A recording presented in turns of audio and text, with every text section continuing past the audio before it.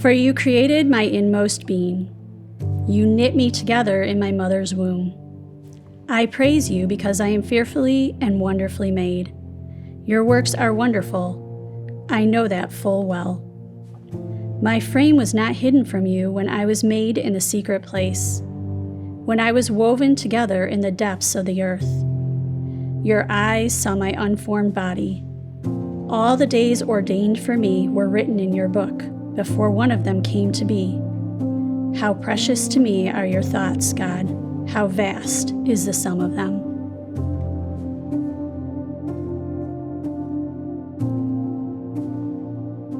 I just felt this gut punch because I really felt like God had not formed me wonderfully and perfectly.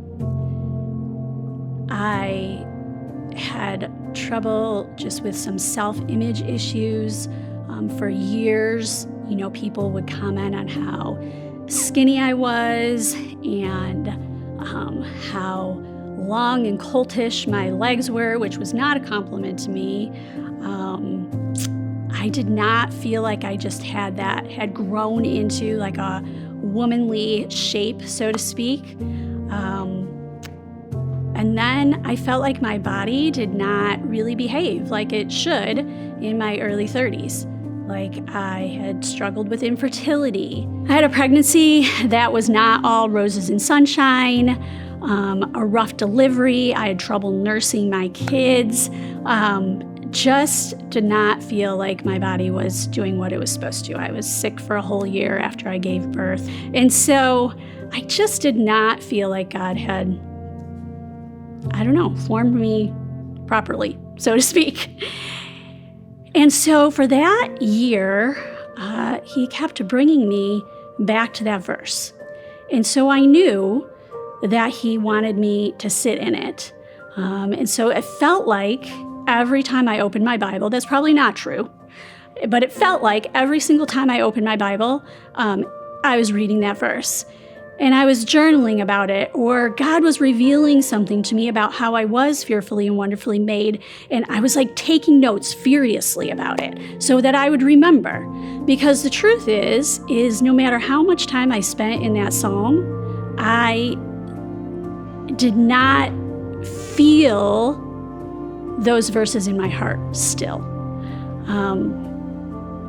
And so I kept at it, and I'll tell you, it was kind of annoying. For one thing, I don't even like to read a book for 3 days, much less marinate in a psalm for an entire year. So that was frustrating. And then, like I said, the whole part of just knowing it in my head, but not feeling it in my heart was just so frustrating to me. So anyway, fast forward over the course of that year to the women's retreat. The woman that did the retreat did not speak on Psalm 139 at all. But somehow, God was just knitting all of it together. The stories she told, the visuals, I'm a super visual person, so the visuals that she used just somehow resonated in my soul, but I don't even think I knew it. The retreat's over, and we're driving home from the retreat. Now, this is a little bit of a strange story, so just keep with me. We stopped for lunch.